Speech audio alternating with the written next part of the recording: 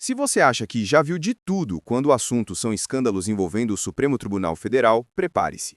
O que acaba de vir à tona tem potencial para abalar não apenas a confiança na justiça brasileira, mas também para redefinir os limites do que pode ser considerado abuso de autoridade em um Estado democrático de direito.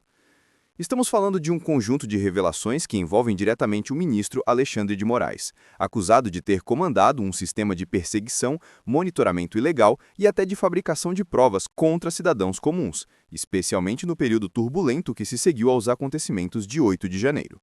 Mas antes de mergulharmos no centro dessa denúncia, é importante entender o cenário. Após os episódios de depredação das sedes dos três poderes em Brasília, o país viveu dias de tensão máxima. Centenas de pessoas foram presas, muitas delas de forma preventiva, e a narrativa oficial era a de que se tratava de uma resposta necessária contra supostos terroristas e golpistas. Porém, o que parecia ser apenas um endurecimento pontual das instituições pode, na verdade, esconder algo muito mais sombrio: a existência de uma verdadeira força-tarefa judicial paralela criada com o objetivo de punir de forma indiscriminada qualquer pessoa que ousasse criticar ou se opor a determinadas autoridades. E é aqui que entra a peça-chave dessa história: Eduardo Tagliaferro, ex-assessor do próprio Alexandre de Moraes. Foi ele quem, inconformado com o que presenciou nos bastidores, decidiu revelar documentos internos, conversas e provas que apontam para um esquema de manipulação do devido processo legal.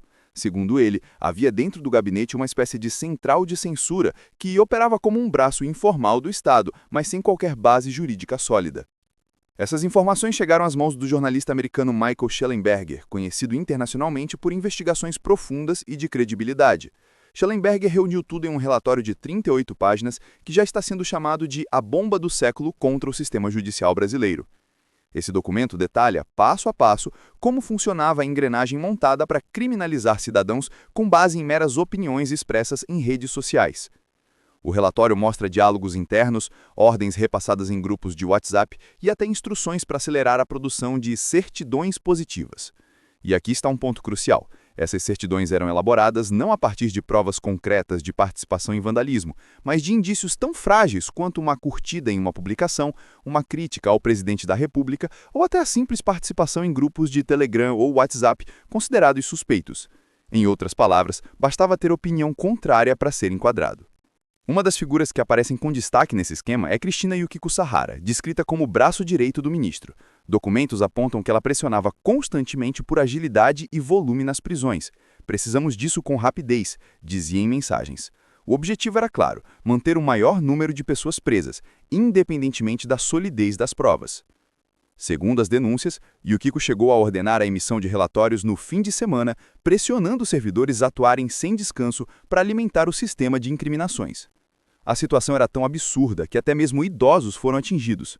Um dos exemplos mais chocantes é o de Vildete da Silva Guardia, uma senhora de 74 anos que, segundo o relatório, foi classificada de forma equivocada como participante dos atos, o que a incriminava postagens antigas nas redes sociais criticando autoridades do STF e do governo. Isso, por si só, foi suficiente para justificar sua prisão temporária. É de arrepiar. Mas talvez o mais grave seja a forma como todo esse processo ocorria. O relatório aponta que havia uso de ferramentas de vigilância sem autorização legal, invasão de dados pessoais e até colaboração de agentes externos, como jornalistas e membros de universidades, que atuavam sem qualquer vínculo oficial com o judiciário. Em outras palavras, criou-se um sistema de perseguição que operava fora dos limites da lei, mas com aparência de legalidade. E aqui precisamos fazer uma pausa para refletir. Quando o Estado, que deveria ser o guardião das liberdades, passa a usar de métodos clandestinos para controlar e punir cidadãos, o que sobra da democracia? Até onde pode ir o poder de um juiz sem que haja freios institucionais? O relatório mostra que nem mesmo a Procuradoria-Geral da República foi respeitada. Em diversas ocasiões, pareceres que recomendavam a soltura de presos simplesmente eram ignorados. Vale destacar que Alexandre de Moraes, além de ministro do STF, acumulava naquele período a presidência do TSE, que não tem função investigativa. Isso lhe dava ainda mais margem para centralizar decisões e conduzir processos de forma unilateral. Segundo as denúncias, ele utilizava o TSE, que não tem função investigativa, como se fosse um braço policial, algo totalmente fora das atribuições legais da Corte. Outro ponto revelado é o uso de critérios políticos para definir quem deveria permanecer preso. Se a pessoa usava roupas verde e amarela, se havia compartilhado memes críticos ao governo ou se fazia parte de um grupo de oposição nas redes, já era suficiente para ser considerado uma ameaça.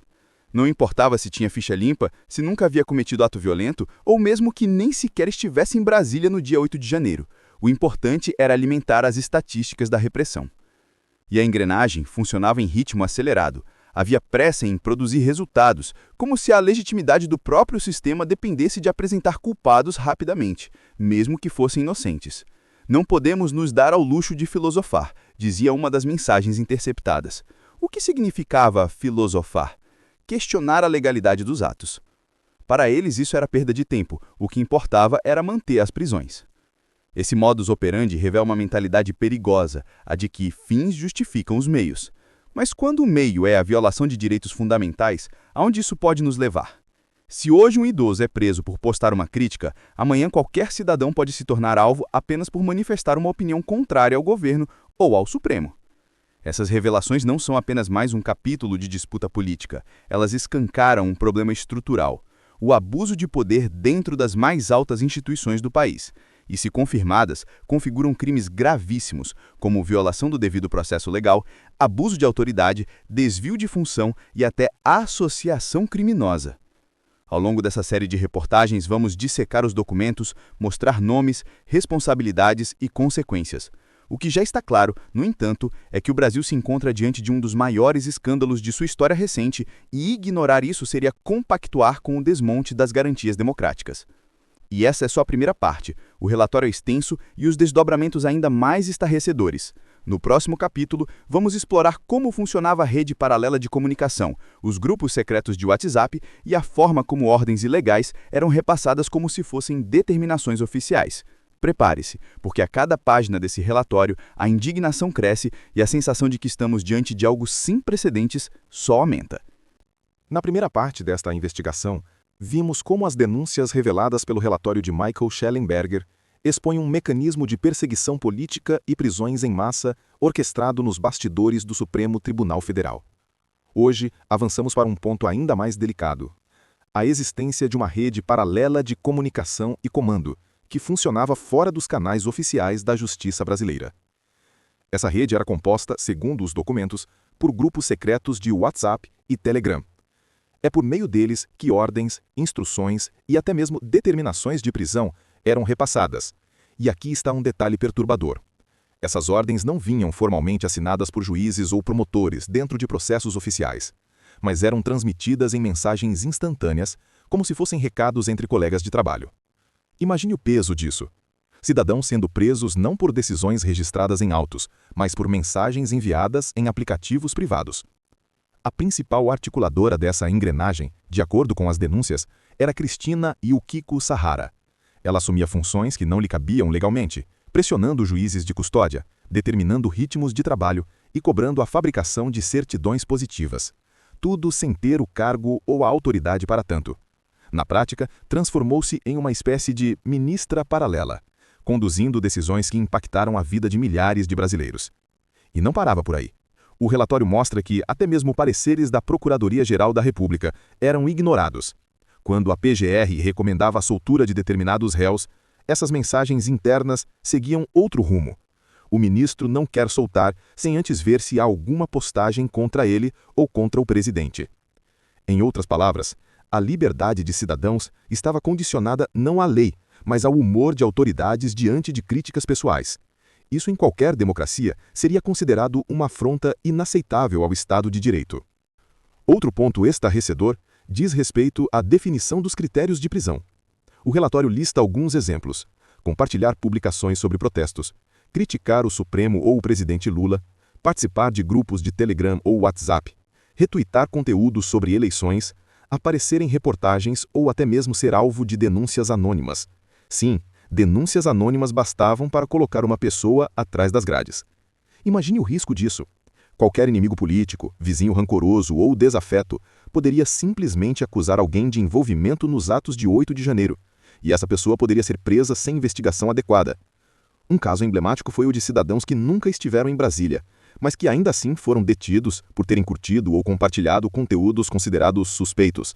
Alguns sequer sabiam que estavam sendo investigados. Ao descobrirem, já estavam com a liberdade cerceada, sem direito à ampla defesa, sem acesso imediato às acusações formais.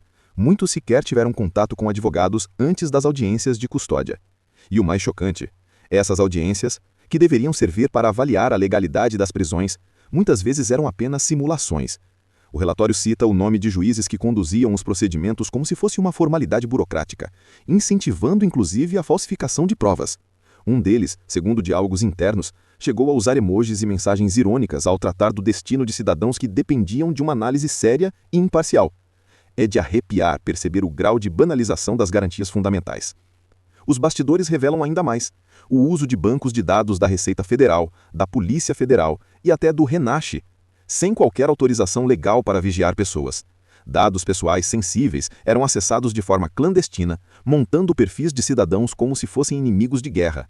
A invasão à privacidade atingiu níveis jamais vistos, transformando a máquina do Estado em um instrumento de espionagem contra seu próprio povo. E não pense que tudo parava nas instituições oficiais. O relatório aponta a colaboração de agentes externos, como jornalistas e até professores universitários, que teriam atuado como consultores na produção de relatórios e na indicação de alvos. Isso significa que setores da sociedade civil foram cooptados para legitimar uma perseguição ilegal. Universidades que deveriam ser espaços de liberdade de pensamento foram envolvidas em um processo de criminalização de opiniões. Agora pense comigo. Se o Estado brasileiro permitiu a criação de uma estrutura paralela de poder, em que ordens circulavam por aplicativos de mensagens, em que cidadãos eram presos por curtirem conteúdos e que pareceres oficiais eram ignorados, que tipo de democracia estamos vivendo? Será que não passamos a habitar um regime em que a aparência de legalidade serve apenas como fachada para práticas autoritárias? É impossível não traçar paralelos com regimes de exceção. Historicamente, governos autoritários sempre usaram o argumento da segurança nacional para justificar abusos. Mas aqui, o que se vê ainda mais grave, não foi o executivo que montou essa engrenagem, mas sim o judiciário, justamente o poder que deveria ser o guardião das liberdades. Quando o juiz se transforma em acusador, investigador e carrasco ao mesmo tempo, o equilíbrio da democracia deixa de existir. E há outro elemento que precisa ser destacado: o impacto psicológico e social sobre as vítimas. Pessoas presas de forma arbitrária carregam estigmas, perdem empregos, sofrem com abalos emocionais e muitas vezes têm suas famílias destruídas. Um sistema que prende por opiniões não pune apenas o indivíduo. Ele destrói lares, corrói comunidades e instala o medo como ferramenta de controle. Ao final do relatório, Schellenberger lista os principais agentes envolvidos. Alexandre de Moraes é apontado como comandante direto de toda a operação, concentrando poderes que deveriam estar divididos entre diferentes instâncias. Cristina Yukiko é apontada como coordenadora da força-tarefa via WhatsApp, pressionando por volume de prisões. Eduardo Tagliaferro, o denunciante, reconhece que foi usado para produzir certidões positivas com base em postagens. Outros nomes, como juízes e procuradores, também surgem no documento, acusados de dar aparência legal a relatórios fabricados. É um escândalo de proporções gigantescas. Estamos diante de possíveis crimes como associação criminosa, abuso de autoridade, falsidade ideológica, violação de dados pessoais e desrespeito ao devido processo legal. E o mais grave, tudo isso dentro das instituições que deveriam proteger a Constituição. A pergunta que fica é: e agora? O que será feito diante dessas revelações? Será que a grande mídia terá coragem de dar espaço para esse escândalo? Ou veremos mais uma vez o silêncio seletivo que protege determinados interesses? O fato é que o relatório está aí, com provas, conversas, documentos e exemplos concretos. Não se trata de boatos ou teorias, mas de evidências documentadas. O Brasil está diante de um divisor de águas. Ignorar esse episódio é aceitar que qualquer cidadão pode ser o próximo alvo.